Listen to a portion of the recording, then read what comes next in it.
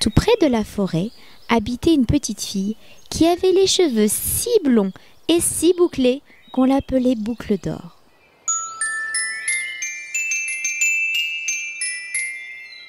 Dans la forêt, près de la maison de Boucle d'Or, vivait une famille ours.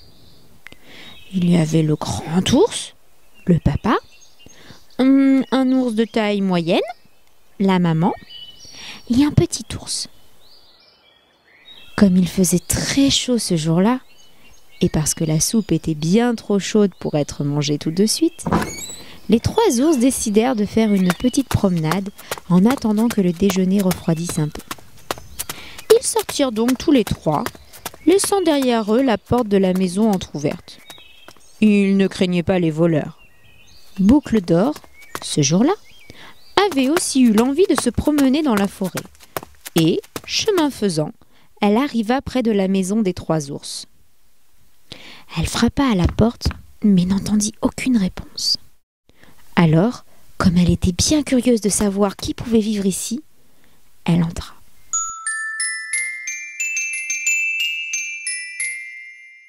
En arrivant dans la salle à manger, elle remarqua sur la table 3 bols de soupe. Elle s'approcha du grand bol, celui du grand ours, goûta la soupe, elle la trouva bien trop chaude. Brr. Elle s'approcha alors du moyen bol, celui de la maman ours, goûta la soupe et la trouva bien trop salée. Elle s'approcha enfin du petit bol, celui du petit ours, goûta la soupe et la trouva tellement à son goût qu'elle la mangea jusqu'à la dernière goutte.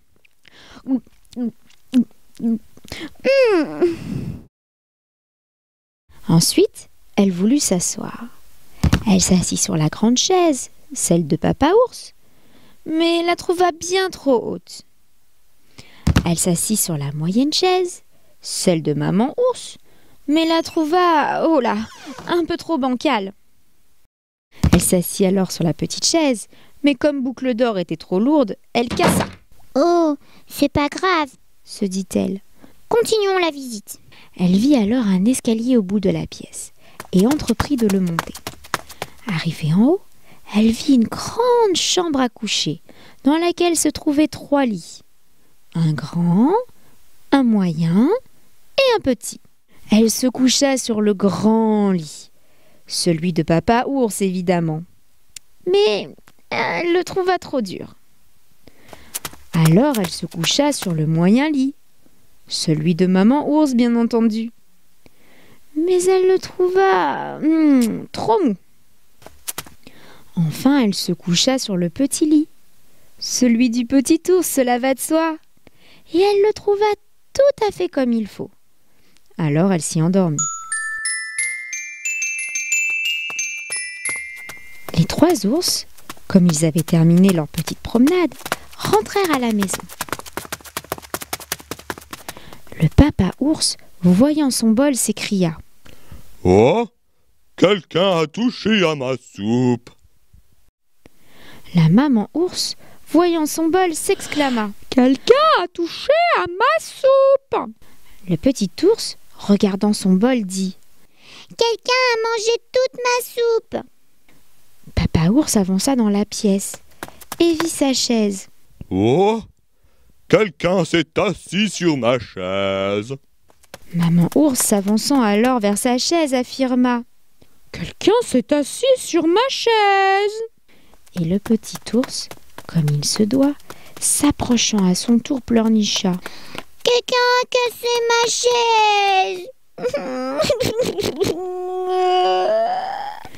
D'un grand pas décidé, papa ours se dirigea vers l'escalier qu'il grimpa 4 à 4, suivi par maman ours et le petit ours qui séchait ses larmes.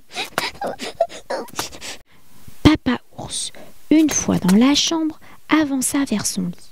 « Oh, quelqu'un s'est couché sur mon lit !» Maman ours, s'approchant aussi, dit : « Quelqu'un s'est couché également sur mon lit !»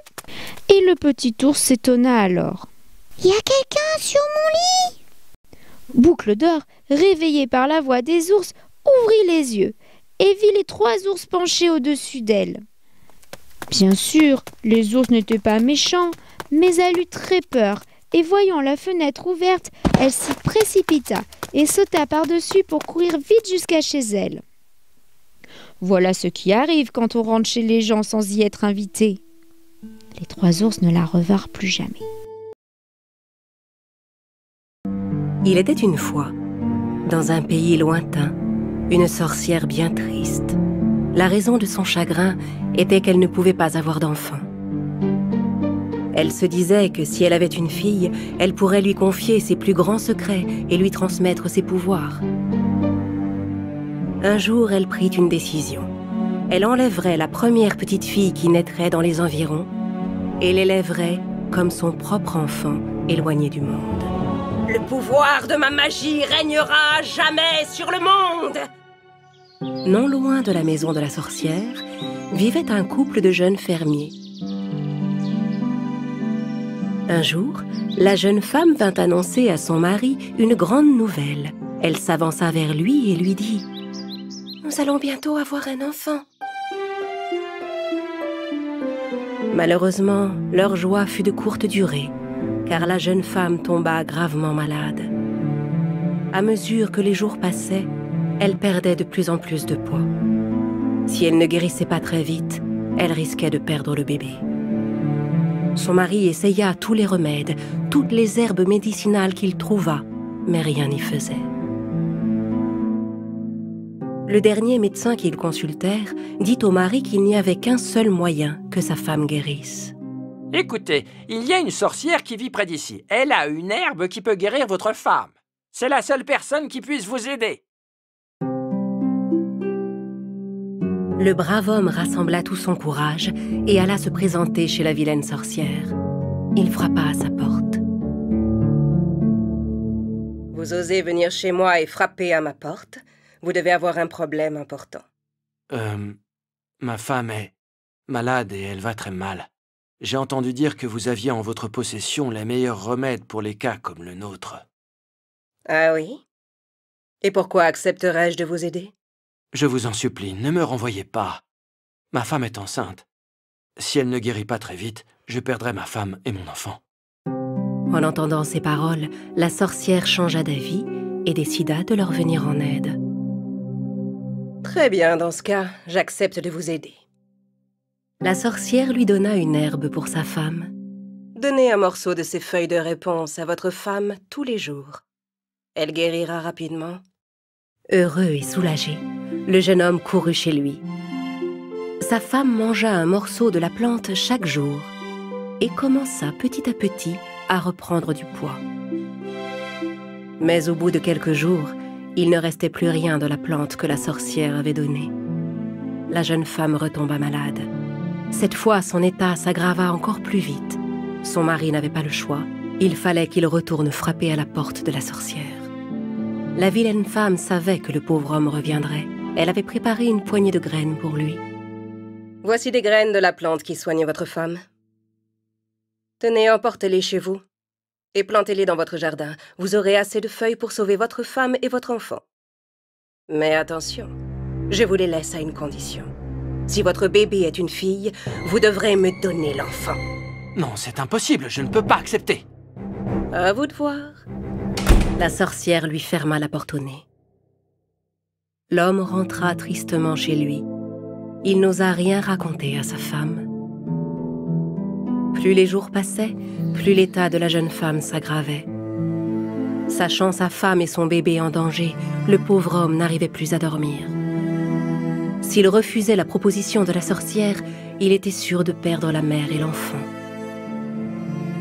S'il acceptait le marché et que l'enfant était un garçon, il pouvait sauver et sa femme et son fils. Alors il prit sa décision et retourna chez la sorcière pour accepter son offre. Puis il rentra chez lui avec le précieux sachet de graines. L'homme planta les graines que la sorcière lui avait données dans son jardin. En quelques jours, il vit s'épanouir de superbes réponses. Le brave homme donna à sa femme les feuilles pour la soigner. Plus les jours passaient, plus la jeune femme reprenait des forces. Quand elle fut totalement guérie, elle donna naissance à un magnifique bébé. Mais le jeune papa commença à trembler. quelle jolie petite fille. Le même jour, on fêtait un heureux événement au palais du roi. La reine venait de mettre au monde un charmant petit garçon. Le roi était fou de joie. Il avait maintenant un héritier à qui il pourrait un jour confier le royaume. Le roi et la reine étaient très bons et très aimés de leur peuple. Personne ne pouvait alors se douter qu'un jour, les chemins de ces deux enfants seraient amenés à se croiser. La joie du brave paysan et de son épouse fut de courte durée. Le jour de la naissance de leur fille, la sorcière vint frapper à leur porte pour leur réclamer l'enfant. Le couple dut remettre la fillette et lui faire ses adieux. Mon bébé! Elle est à moi maintenant, mais ne vous inquiétez pas, je prendrai bien soin d'elle. Et j'ai décidé de la prénommer Réponse. La sorcière emmena aussitôt le bébé dans une haute tour qui était cachée au cœur de la forêt. Elle monta tout en haut de la tour avec la petite fille. Arrivée dans la chambre qui était tout en haut, la sorcière installa l'enfant dans son berceau. « Ma petite Réponse, comme tu es jolie, mon bébé. » Jour après jour, année après année, Réponse grandit dans cette tour, élevée par la sorcière qu'elle prenait pour sa mère. Pendant la journée, elle descendait jouer dehors, et le soir, elle remontait dans sa petite chambre tout en haut de la tour. La sorcière n'avait jamais coupé les cheveux dorés de Réponse. Chaque jour, elle brossait sa longue chevelure. La fillette appréciait beaucoup ces moments. Les années continuèrent à passer, et Réponse devint une ravissante jeune fille. Un jour, la sorcière s'approcha de la tour et appela Réponse. « Réponse! Réponse, mon enfant! Descends-moi tes cheveux !» Réponse déroula sa longue chevelure. Ses cheveux descendaient jusqu'au sol. « Oh, bien, c'est parfait. » La sorcière emprunta l'escalier pour rejoindre Réponse. Arrivée en haut des marches, elle prononça une formule magique. Soudain, l'escalier commença à s'écrouler.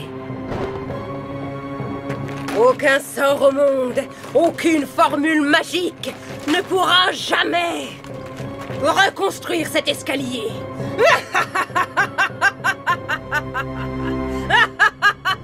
Stupéfaite, Réponse comprit alors qu'elle ne pourrait plus jamais sortir de cette tour.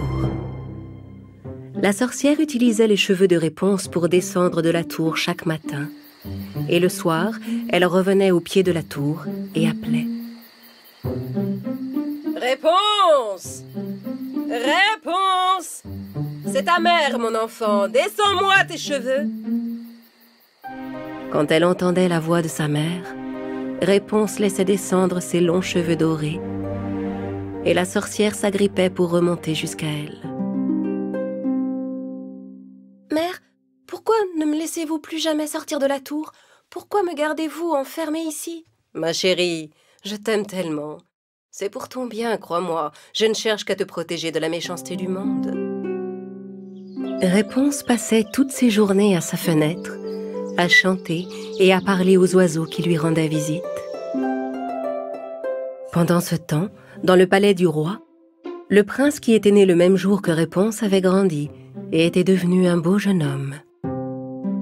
Le roi, qui était vieux et malade, souhaitait que son fils lui succède sur le trône, épouse une princesse et lui fasse des petits-enfants. De nombreuses princesses se présentèrent au château, mais le prince ne trouvait dans aucune d'elles la bien-aimée qu'il attendait. Un jour, le prince décida d'entreprendre un voyage dans l'espoir de trouver le véritable amour. Quand il arriva à l'orée du bois où se trouvait la tour de Réponse, il dit à ses gardes « Je ne suis encore jamais entré dans cette forêt. Nous allons la traverser. Nous trouverons peut-être un raccourci. » « Mon prince, c'est une forêt magique. On dit que ceux qui y pénètrent n'en ressortent jamais. » « Vous l'avez dit vous-même. Ce ne sont que de simples on-dit. Entrons, nous verrons bien. » Le prince et ses gardes pénétrèrent dans la forêt. Le prince chevauchait avec assurance, mais ses gardes semblaient plus craintifs. Au bout d'un moment, ils arrivèrent devant la tour où vivait Réponse. Là, ils entendirent la voix de la jeune fille qui chantait. La la la la la, la la la la la la, la la la la la la la la la la la la. Oh, quelle voix ravissante qui est-ce? Le prince s'approcha de la tour et aperçut Réponse qui chantait à sa fenêtre. Il resta un moment à la contempler avec admiration. À cet instant, la sorcière arriva de l'autre côté et appela Réponse. Réponse! Réponse, mon enfant! Descends-moi tes cheveux! En entendant l'appel de sa mère, Réponse déroula sa longue chevelure jusqu'au sol. Et la sorcière s'agrippa pour monter jusqu'à elle. Alors elle s'appelle Réponse? Le prince décida de rester seul près de la tour pendant quelque temps, afin d'observer Réponse. La sorcière descendait le long des cheveux de Réponse chaque matin et remontait le soir de la même façon. Réponse! Réponse! Descends-moi tes cheveux! Un jour, le prince rassembla son courage et, profitant de l'absence de la sorcière, il s'approcha de la tour et appela. Réponse! Réponse! C'était la première fois que Réponse entendait une autre voix que celle de sa mère. Elle hésita d'abord un instant, mais curieuse de voir de qui il s'agissait, elle se pencha à sa fenêtre. Elle découvrit le jeune homme qui la regardait d'en bas. « Qui êtes-vous?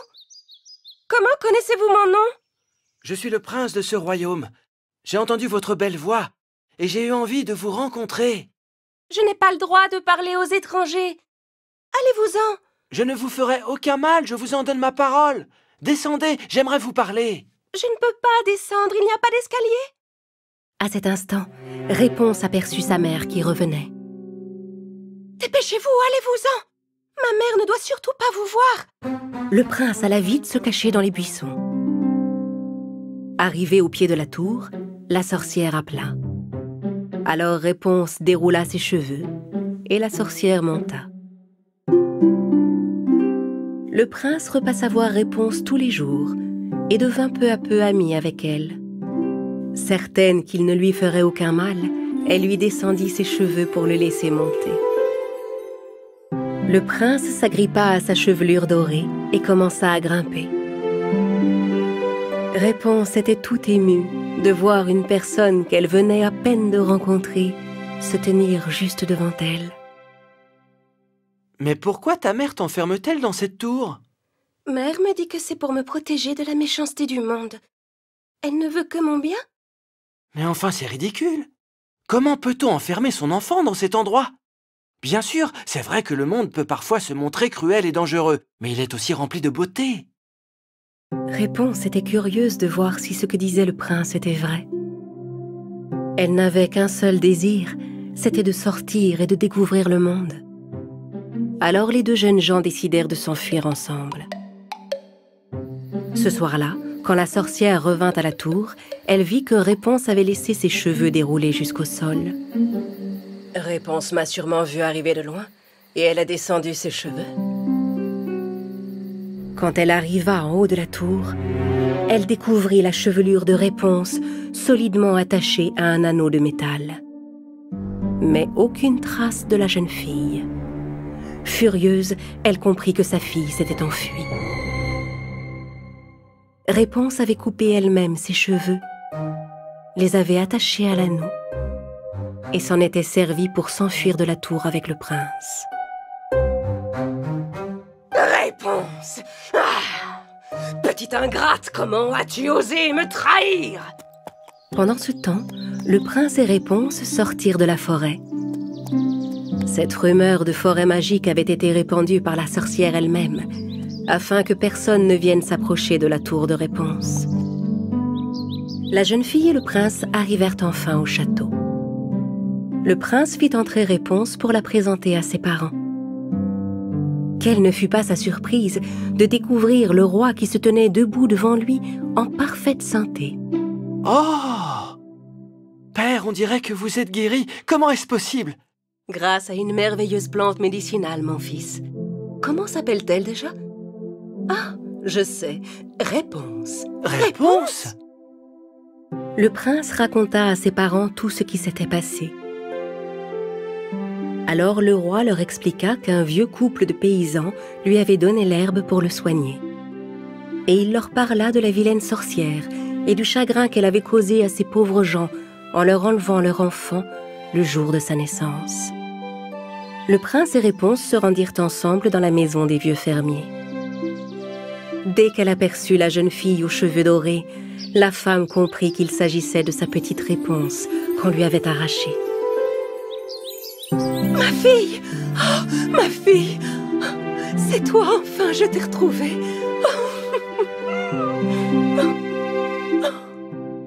Réponse avait retrouvé ses parents. Ils lui racontèrent son histoire depuis le tout début. Peu après, Réponse et le prince se marièrent et vécurent heureux pour toujours. Quant à la sorcière qui avait enlevé l'enfant, le roi la fit arrêter, emprisonnée en haut de la tour, et plaça des gardes en permanence pour qu'elle ne puisse pas s'enfuir. Le jour où elle mourut, tous ses maléfices et ses plus noirs secrets disparurent avec elle.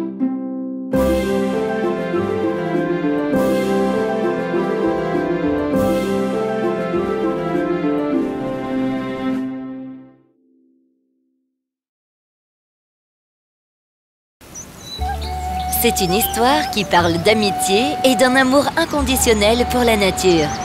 Dans une forêt, aux abords de la ville, il y avait un arbre bien grand et bien vert. Il avait de longues branches épaisses.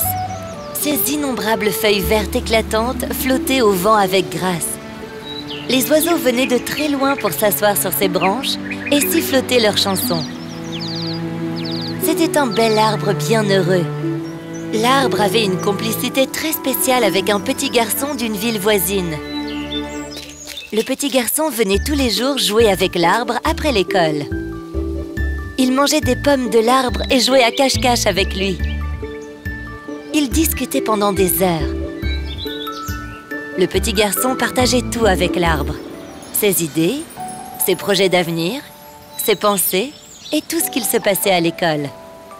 L'arbre écoutait l'enfant avec attention et riait avec lui. Ils comprenaient tous deux les rêves de chacun et leur complicité était de plus en plus forte. Ils rassemblaient les feuilles pour en faire une couronne et faisaient semblant d'être le roi. Il grimpait à son tronc et se balançait à ses branches.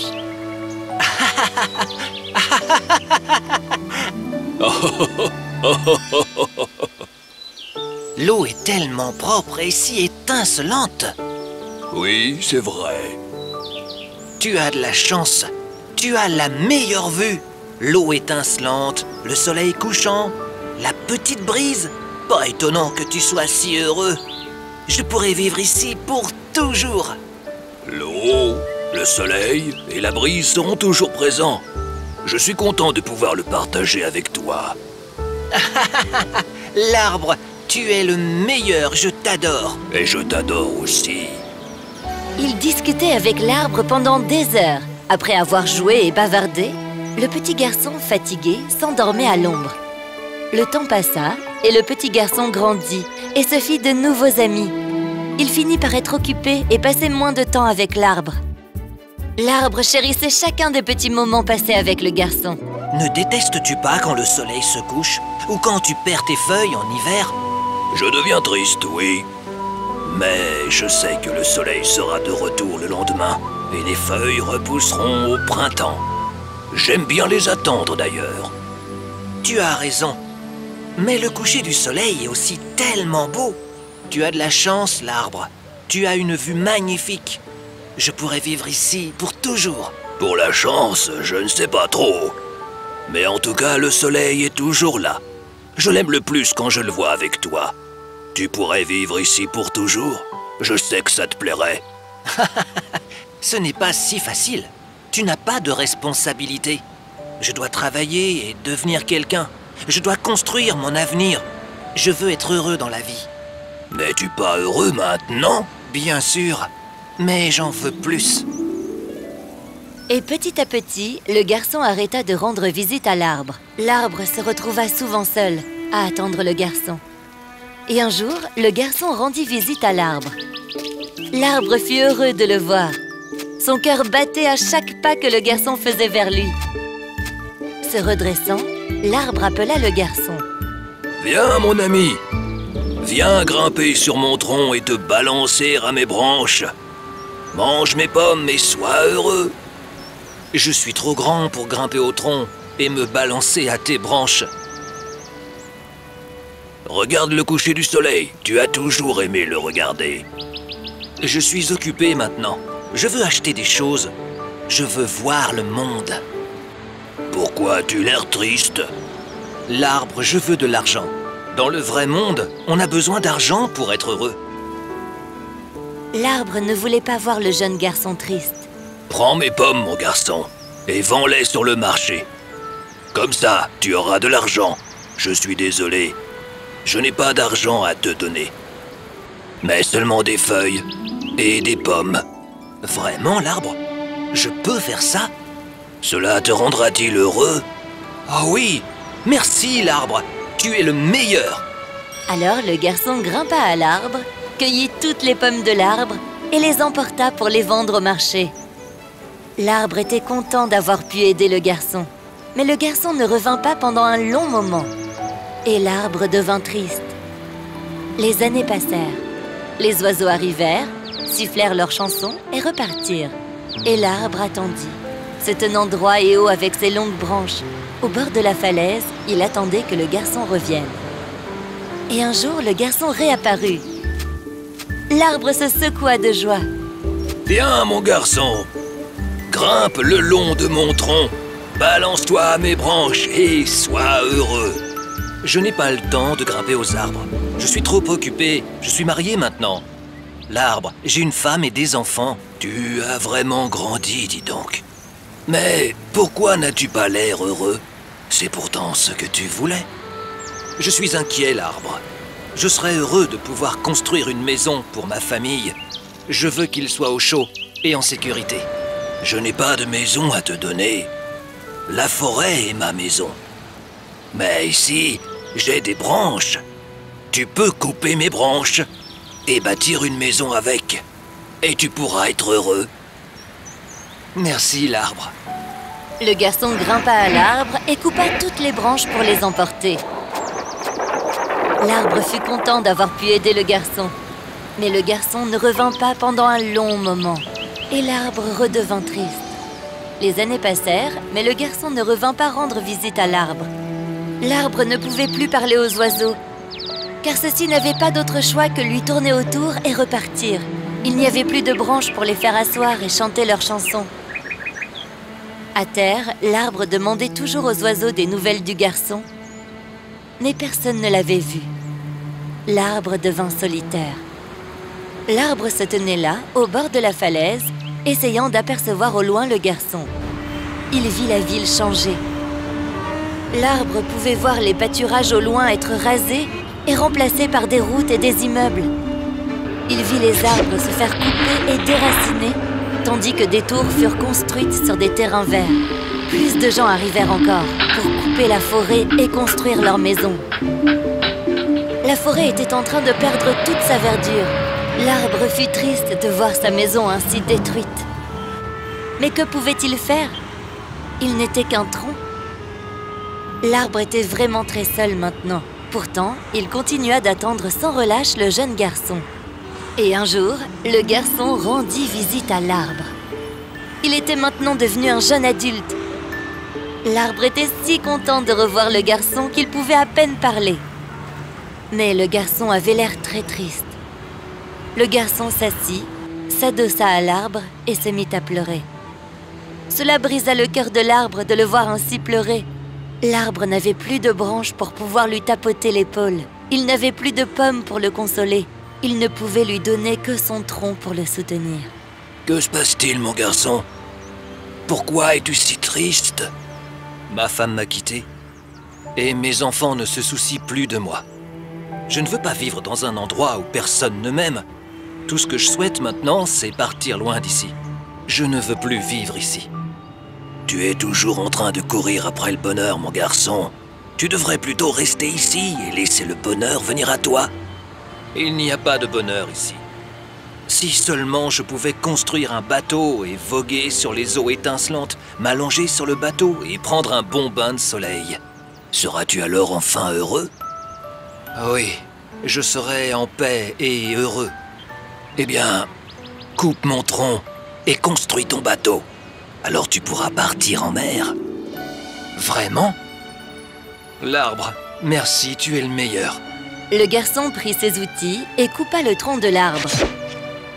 Il construit un bateau avec. Il eut l'air content et soulagé. L'arbre était content d'aider le garçon. Il le regarda construire le bateau et le regarda partir en mer. Il y avait le soleil, la brise, les eaux étincelantes et le garçon sur son bateau. Pourtant, l'arbre ne se sentit plus du tout chanceux. Il était triste de voir partir le garçon au loin, tout comme le soleil couchant dont il avait parlé autrefois. L'arbre n'était maintenant plus qu'une souche au bord d'une falaise. Les années passèrent et l'arbre devint encore plus solitaire. Il ne pouvait même plus voir les immeubles ni les collines au loin. Il ne pouvait plus se tenir haut pour voir sa propre maison ni les gens. Parce qu'il était devenu un vulgaire bout de bois enfoncé dans le sol. Les oiseaux lui manquaient. Regarder les verts pâturages lui manquaient aussi. Le confort de sa maison lui manquait. Mais plus que tout, le garçon lui manquait. Et un jour, le garçon revint voir l'arbre. La ville n'était plus la même. Il y avait des immeubles construits par la main de l'homme à la place de l'œuvre de Mère Nature. La forêt avait été coupée et les verts pâturages avaient disparu. Le garçon était maintenant un vieil homme. Il lui était difficile de respirer. Il était courbé et marchait avec une canne. Il se demandait s'il arriverait à retrouver l'arbre. La ville est en train de manger la forêt. J'espère que je vais retrouver mon vieil ami. Et il le trouva. Il était exactement là où il l'avait laissé. Mais c'était une souche qui attendait. Tu es revenu. Je t'ai vraiment attendu très longtemps. Ah. Oui, l'arbre. C'est tellement bon de te voir. J'ai vogué jusqu'à une nouvelle ville. J'y ai vécu plusieurs années. Ta respiration est lourde. Oui, c'est difficile de bien respirer avec cette pollution. Je suis vraiment désolé, mon garçon. Je n'ai plus rien à t'offrir. Je n'ai plus de pommes. Mes dents seraient trop faibles pour manger des pommes. Je n'ai plus de branches. Tu ne peux plus te balancer. Je suis trop vieux pour me balancer sur tes branches. Mon tronc n'existe plus. Tu ne peux plus y grimper. Oh, je suis trop vieux pour grimper. J'ai mal au dos. L'arbre soupire. Oh. Je suis désolé. J'aurais voulu te donner quelque chose, mais je n'ai plus rien. Je suis juste une vieille souche. La forêt est en train de disparaître. Le béton ne peut pas fournir un air propre pour respirer, alors que les arbres, oui. Les immeubles ne peuvent pas fournir ce type de confort non plus. À quel point les hommes peuvent-ils donc être avides? Les villes polluent l'air frais. Les gens ne comprennent-ils donc pas l'importance de la nature? L'arbre ne répondit rien. Il n'avait rien à dire. Ah, je suis vieux maintenant, et je suis toujours fatigué. Tout ce que je souhaite, c'est de l'air frais à respirer et un endroit pour m'asseoir. L'arbre se redressa autant que possible. Ah oui? Eh bien regarde, une vieille souche, c'est tout ce qu'il te faut. Viens mon garçon, approche, assieds-toi et repose-toi. Le garçon s'assit sur l'arbre et prit une grande inspiration. Il regarda le soleil se coucher dans les eaux étincelantes. Il sentit la douce brise. Tu as de la chance, l'arbre. Tu as la meilleure vue. le soleil, la brise et les eaux étincelantes. Alors ils parlèrent de la vie et de comment le monde autour d'eux avait changé. Le garçon raconta son histoire à l'arbre et l'arbre se sentit heureux. Morale de l'histoire, la relation entre l'homme et la nature est éternelle. Nous devons respecter et préserver notre planète Terre.